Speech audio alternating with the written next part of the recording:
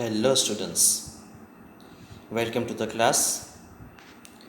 Last ક્લાસની અંદર language function part 1ની અંદર આપણે કેટલાક લેંગ્વેજ ફંક્શન્સ જોયા.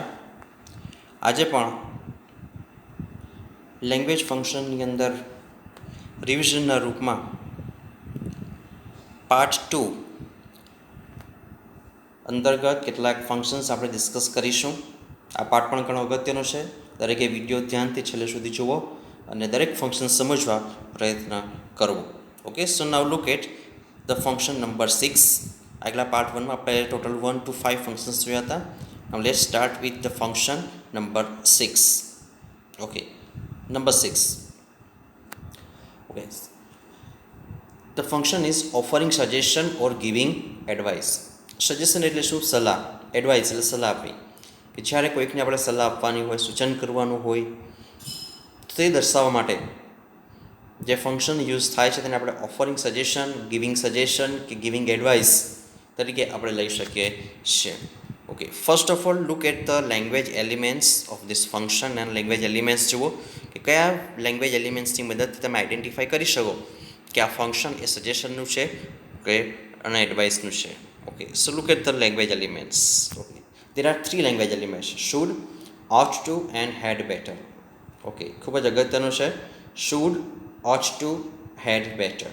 ઓકે, હવે આ સેન્ટેન્સીસ આ ફંક્શન લેંગ્વેજ એલિમેન્ટ્સનો યુઝ આપણે સેન્ટેન્સીસમાં કરીશું. Examples, look at number 1. we should go for picnic to have more fun. Okay, અહીં જોઈ શકીએ છીએ કે we should go, આપણે ક્યાં જવું જોઈએ? પિકનિક પર જવું જોઈએ. ટુ હેવ મોર ફન, વધુ આનંદ મેળવવા માટે. ઓકે, આપણે ક્યાં જવું જોઈએ? પિકનિકનું આયોજન કરવું જોઈએ. એક સૂચન છે, સલાહ છે. જ્યારે આવી સામાન્ય સલાહ હોય, બરાબર, ત્યારે આપણે શુડનો યુઝ કરી શકીએ છીએ. બરાબર છે ને?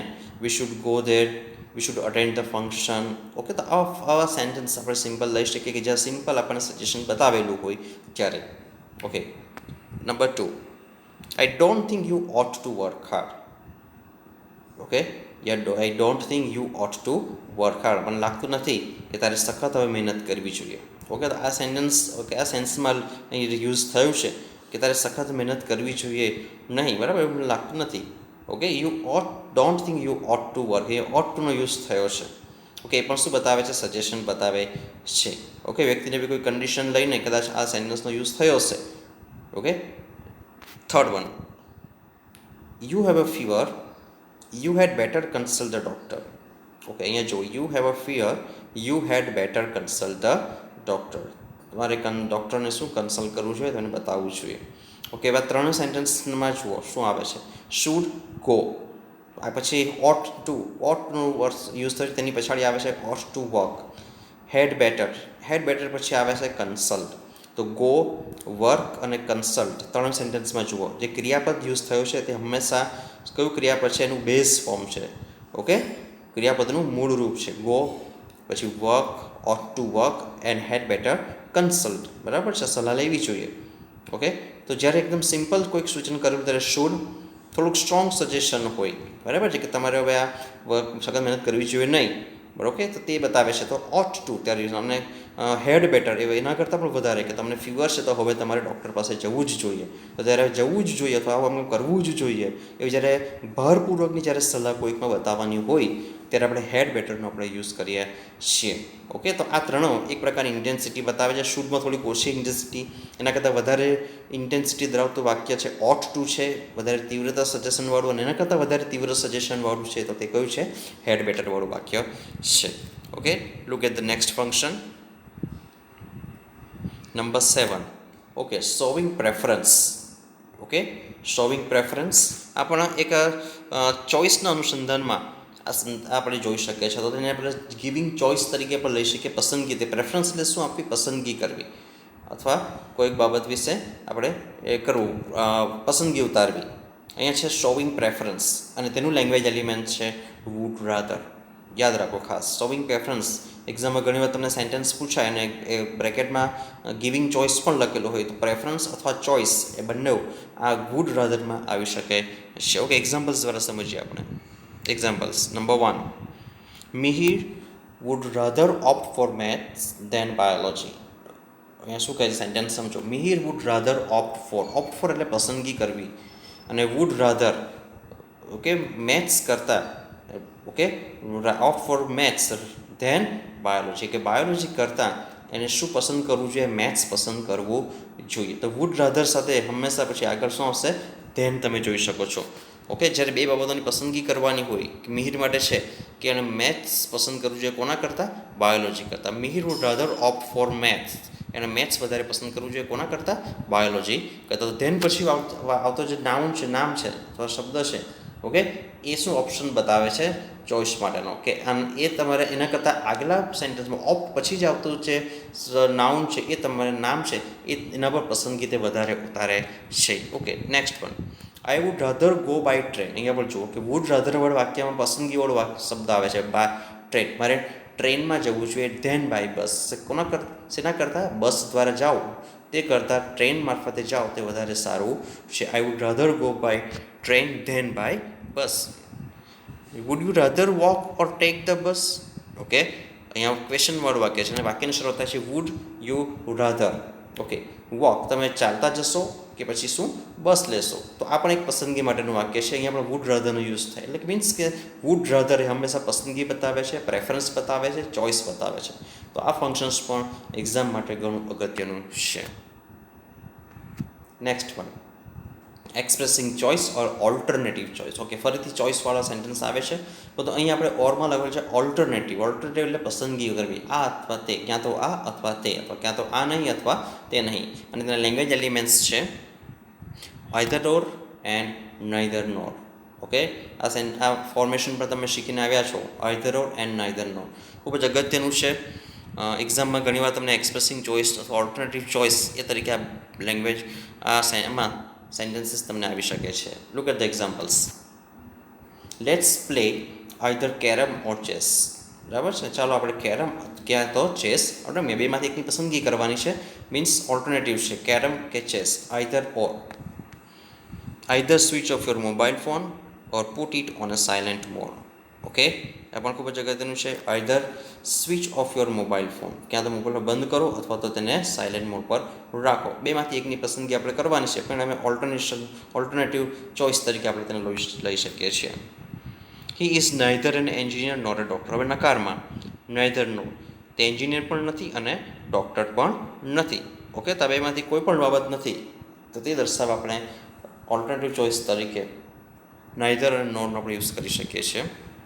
Neither Alok nor his parents were there in the reception. રિસેપ્શનમાં આલોક અને તેના પેરેન્ટ્સ બેમાંથી કોઈ હતું નહીં. Okay, so this is also the most important function either or and neither nor. જે સેન્ટેન્સમાં આઇધર ઓર નાઇધર નોર આપણે યુઝ કરીએ છીએ, it shows alternative choice or expressing choice. આગળ આપણે વુડ રાધર જોયું, એ પણ ચોઇસ જ બતાવે છે. ઓકે, પણ ત્યાં ઓલ્ટરનેટિવ આવશે નહીં. ઓલ્ટરનેટિવ આવે પર્ટિક્યુલરલી ઓલ્ટરનેટિવ એટલે કે આઇધર ઓર અને નાઇધર નોર, તેમાં જ ઓલ્ટરનેટિવ ચોઇસ તરીકે આવશે. અને એક્સપ્રેસિંગ ચોઇસ અને પ્રેફરન્સ માટે વુડ રાધરનો પણ આપણે યુઝ કરીએ છીએ. Okay, number 9. Okay, the function number 9 is habitual action in the past or past habit. Okay, habitual action, habit એટલે ટેવ. ભૂતકાળમાં કોઈક ટેવ અથવા ભૂતકાળમાં કોઈ બાબતથી આપણે ટેવાયેલા હોઈએ, ભૂતકાળની કોઈ ઘટના, પાસ્ટ હેબિટ, તો તે દર્શાવવા માટે આ ફંક્શનનો યુઝ આપણે કરીએ છીએ.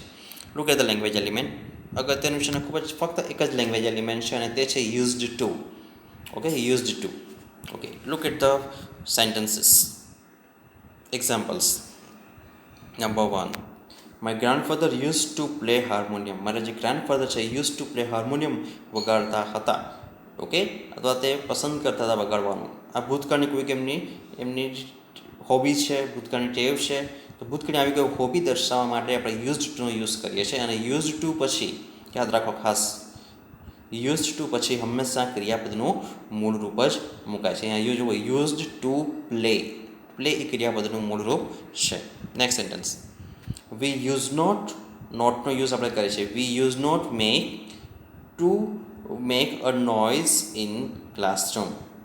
ઓકે, તો અહીંયા શું, અમને ક્લાસરૂમની અંદર બરાબર છે ને, અમે નોઇઝ કરવા ટેવાયેલા નહોતા. તો આ પ્રકારનું સેન્ટેન્સ આપણે જોઈ શકીએ છીએ નકારની અંદર.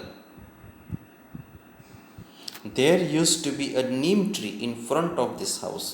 ઓકે, હવે અહીંયા પણ આપણે યુઝ કરી શકીએ છીએ યુઝ ટુનો. There use to be a neem tree. Okay, ભૂતકાળમાં અથવા વર્ષો પહેલાં કોઈક બાબત, કોઈ જગ્યાએ કોઈક વસ્તુ અથવા કોઈ બાબત, ઓકે, કોઈક અસ્તિત્વ ધરાવતી હતી. અહીંયા નીમ ટ્રી, એક નીમ ટ્રી વિશે ટ્રીની વાત કરે છે. નીમ ટ્રી કે જે અમારા ઘરની સામે હતું, બરાબર, અત્યારે નથી પરંતુ ભૂતકાળમાં તે હતું. તો આ ત્યાં દર્શાવવા માટે આપણે યુઝનો યુઝ થાય છે. ઓકે, જેમાં આપણે કહેવું છે કે there use to be a playground, there use to be a garden. તો આવા અલગ અલગ પ્રકારના સેન્ટેન્સીસ આવી શકે છે. તો યુઝ ટુ પછી અહીંયા મૂકેલું છે, ત્યારે આવા પ્રકારના વાક્યમાં હંમેશા ક્રિયાપદ તરીકે ટુ પછી શું મુકાશે? બી મુકાશે. There use to be a neem tree in front of this house. Okay, so this is also the most important function. And number 10, okay, that is showing purpose, the most important function. આપો દરેક functions ઘણા અગત્યના છે. એક્ઝામમાં આ જ ફંક્શન્સમાંથી તમને sentences પૂછાશે, એટલે આ બધા ફંક્શન્સ ખાસ યાદ રાખવા. Language elements. પર્પઝ એટલે શું તમે જાણો છો? પર્પઝ એટલે કોઈક હેતુ માટે. તો હેતુ માટે જ્યારે કોઈક ચોક્કસ હેતુ માટે જ્યારે કોઈ ક્રિયા થાય ત્યારે આપણે આ ફંક્શનનો ઉપયોગ કરીએ છીએ. ઓકે, હવે લેંગ્વેજ એલિમેન્ટ્સ જુઓ. In order to, with a view two, so that, in order that. આ દરેક લેંગ્વેજ એલિમેન્ટ્સની અંદર જે સેન્ટેન્સ ફોર્મેશન છે તે આપણે હવે જોઈશું કે કેવી રીતના સેન્ટેન્સ ફોર્મેશન થાય છે. Number 1, people go to foreign countries in order to earn more money. Okay, in order to પછી જે આપણું જે પર્પઝ છે તે આવશે ખાસ. એ આગળ છે કે people go to foreign countries. લોકો ક્યાં જાય છે? ફોરેન કન્ટ્રીઝમાં જાય છે. ઓકે, પરદેશ જાય છે, એબ્રોડ જાય છે. શેના માટે? કયા હેતુસર જાય છે? In order to earn more money, વધુ પૈસા કમાવા માટે. આ એમનો મુખ્ય પર્પઝ છે, હેતુ છે. કે તો જુઓ, ઇન ઓર્ડર ટુ. હવે ઇન ઓર્ડર ટુનું જ્યારે સેન્ટેન્સમાં યુઝ થાય, અહીંયા તમે ટુ પણ લખી શકો. People go to foreign countries to earn more money. In order to કાઢીને ફક્ત ટુ પણ યુઝ કરી શકે. અને એના પછી હંમેશા ક્રિયાપદનું મૂળ રૂપ જ આવે. યાદ રાખો, ઇન ઓર્ડર ટુ પછી હંમેશા ક્રિયાપદનું મૂળ રૂપ જ આવશે. ટુ અર્ન, એ જુઓ, અર્ન એ મૂળ ક્રિયાપદ છે. તો earn more money. Number 2, he has opted for biology with a view to becoming a doctor. અહીં આપણે યુઝ કર્યો છે વિથ અ વ્યૂ ટુનો. ઉપર તમે language element in order to જોયું, ત્યાં બીજા નંબર પર છે with a view to. So he has opted for biology with a view to. તેણે બાયોલોજી લીધું અથવા બાયોલોજી સબ્જેક્ટને પસંદ કર્યો વિથ અ વ્યૂ ટુ. કયા હેતુ માટે, શાના માટે પસંદ કર્યો? તો with a view to becoming a doctor, doctor બનવા માટે. ઓકે, ઇન ઓર્ડર ટુ પછી ક્રિયાપદનું આપણે શું જોયું? મૂળ રૂપ. પરંતુ વિથ અ વ્યૂ ટુ આવે ત્યારે હંમેશા ક્રિયાપદનું આઈએનજી વાળું રૂપ મૂકવાનું. જુઓ, જેમ કે આ લખ્યું છે કે બીકમનું શું થયું? બિકમિંગ થયું. જો ઉપરનું વાક્ય આપણે વિથ અ વ્યૂ ટુથી લખવું હોય તો તે પણ બનાવી શકાય. શું બનશે? કે people go to foreign countries with a view to earning more money. અર્નનું શું થશે? આઈએનજી ફોર્મ લાગશે, અર્નિંગ મોર મની. ઓકે, એ જ પ્રમાણે જોઈ શકીએ છીએ he has opted for biology with a view to becoming a doctor. Okay, next one. Sonal reads the Times of India every day. Sonal શું? ટાઈમ્સ ઓફ ઇન્ડિયા ન્યૂઝપેપર દરરોજના વાંચે છે. ઓકે, આ વાંચવા પાછળનો હેતુ શું છે? એ સો ધેટવાળા વાક્યમાં આપેલું છે. જુઓ, so that she can enrich her vocabulary. Okay, હવે જ્યારે સો ધેટનું મૂકીશું ત્યારે એ શું બનશે? પછી ક્લોઝ બનશે. એટલે તેના પછી સબ્જેક્ટ, વર્બ, ઓકે, અને ઓબ્જેક્ટ આવશે. ઓકે, જુઓ, તો સો ધેટ પછી શું આવ્યું? So that she. હવે કોના માટે વાત કરેલી છે? સોનલ માટે વાત કરેલી છે. એટલે તેનું પ્રોનાઉન સર્વનામ આપણે શું મૂકીશું? સી મૂકીશું. તો સો દેટ શી કેન એનરીચ, તે આમ કરી શકે. તો આ સો દેટવાળા વાક્ય હંમેશા કેન અથવા મેનો આપણે યુઝ કરીએ છીએ અને પછી ક્રિયાપદનું મૂળ રૂપ આવશે. સો દેટ શી કેન એનરીચ. એનરીચ એ ક્રિયાપદ છે. એનરીચ એટલે શું? વધારવું, વૃદ્ધિ પમાડવી. શેમાં વૃદ્ધિ પમાડવી? હર વોકેબ્યુલરી, એની જે શબ્દ ભંડોળ છે એ વધારવા માટે, એ હેતુસર, એના પર્પઝ માટે ટાઈમ્સ ઓફ ઇન્ડિયા ન્યૂઝપેપર તે વાંચે છે. તો સો દેટવાળા વાક્યમાં ખાસ યાદ રાખવું કે સો દેટ પછી એ જ્યારે સો દેટનો સાથે યુઝ થયો હોય તો સો દેટનો અર્થ થશે તેથી, પરિણામે, એના માટે, એ અર્થ થાય છે. ઓકે, આગળ બીજા સો દેટનો યુઝ આવશે, ત્યાં બીજા બધા ફંક્શન જોઈશું પરંતુ ત્યાં અલગ છે. જ્યારે સો અને દેટને અલગ અલગ રીતના યુઝ કરે છે ત્યારે, બરાબર છે, અલગ રીતે અહીંયા સો દેટ સાથે યુઝ થાય છે ત્યારે હંમેશા તે ફંક્શન કોઈ બતાવે છે? પર્પઝ બતાવે છે. એક સાથે જ્યારે સો દેટનો યુઝ થયો હોય તો સો દેટ શબ્દ એક સાથે આવે ત્યારે એ બાબત ખાસ યાદ રાખવી. So that she can enrich her vocabulary. Number 4. હવે આ જ વાક્યને આપણે આ પ્રમાણે પણ ઇન ઓર્ડર ધેટથી લખી શકીએ. Sonal reads the Times of India every day in order that she can enrich her vocabulary. In order that માં પણ સો દેટ અને ઇન ઓર્ડર દેટનું ફોર્મેશન સેમ છે, બંનેનો મિનિંગ પણ સેમ થાય છે. ઇન ઓર્ડર દેટ એટલે કે ના હેતુસર. ઇન ઓર્ડર ટુ મૂકો તો પછી આપણે એના પછી તરત ક્રિયાપદ મૂકવું પડે.